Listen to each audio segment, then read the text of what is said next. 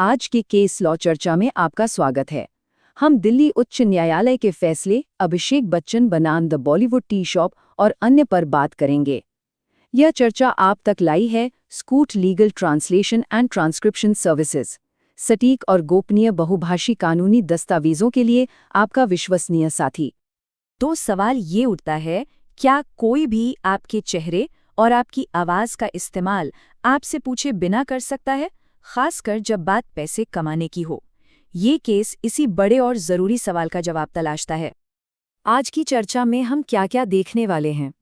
सबसे पहले हम इस केस को समझेंगे, फिर देखेंगे कि असल में शिकायत क्या थी, कोर्ट ने इस पर क्या कहा और ये पुराने फैसलों से कैसे जुड़ा है, और आखिर में हम कोर्ट के आदेश और उसके असर पर बात करेंगे। चलिए इस केस के विवरण में चलते हैं।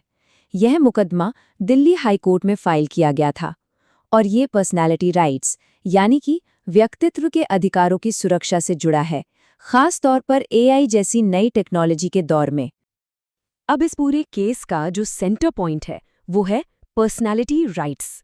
आसान भाषा में इसका मतलब है कि हर इंसान का ये अधिकार है कि वो कंट्रोल करे कि उसके नाम, चेहरे या आवाज का इस्तेमाल बिजनेस के लिए कैसे किया जाएगा।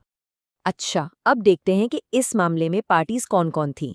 वादी यानी प्लेंटिफ अभिषेक बच्चन थे, पर जो प्रतिवादियों की लिस्ट है मतलब डिफेंडेंट्स की, वो काफी लंबी है।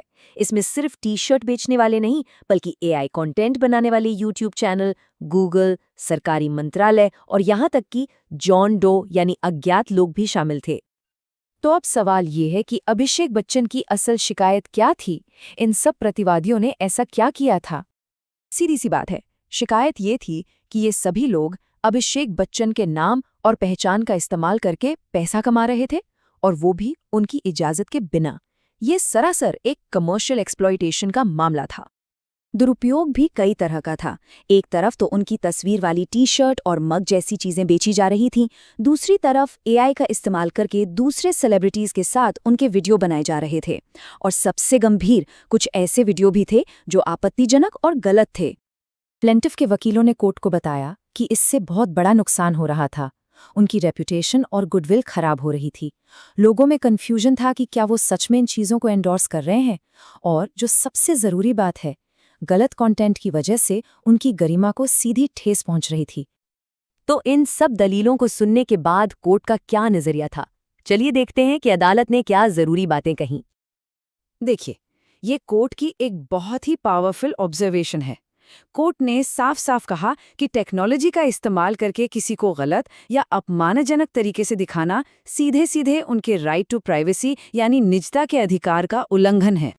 कोर्ट ने अंतरिम आदेश देने के लिए 3 जरूरी चीजें देखीं। पहला, प्लेंटिफ का केस पहली नजर में ही काफी मजबूत था, जिसे प्राइमा फेसी केस कहते हैं। दूसरा, बैलेंस ऑफ कन्वीनियंस उनके पक्ष में था, मतलब उन्हें हो रहा नुकसान डिफेंडेंट्स के मुनाफे से कहीं ज्यादा बड़ा था।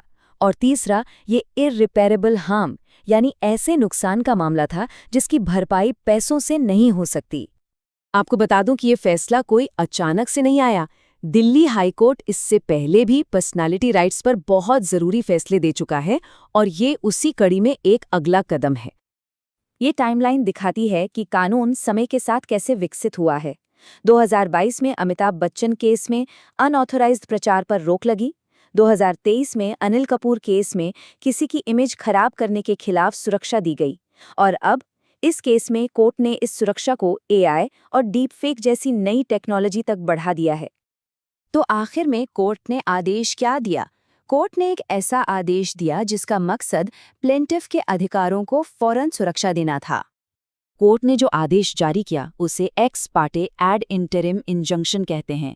इसका मतलब है एक ऐसा तत्काल और अस्थायी आदेश जो दूसरे पक्ष को सुने बिना ही दिया जाता है। यहाँ यह इसलिए जरूरी था क्योंकि ऑनलाइन कंटेंट बहुत तेजी से फैलता है और नुकसान लगातार हो रहा था। कोर्ट का आदेश बहुत ही क्लियर और एक्शन ओरिएंटेड था। इसमें डिफेंडेंट्स को तुरंत सब कुछ रोकने को कहा गया। YouTube जैसे प्लेटफॉर्म्स को 72 घंटे के अंदर URLs हटाने का निर्देश दिया गया, और यहाँ तक कि सरकारी विभागों को भी वेबसाइट्स ब्लॉक करने में मदद करने के लिए कहा गया। ये एक बहुत ही मजबूत आदेश था।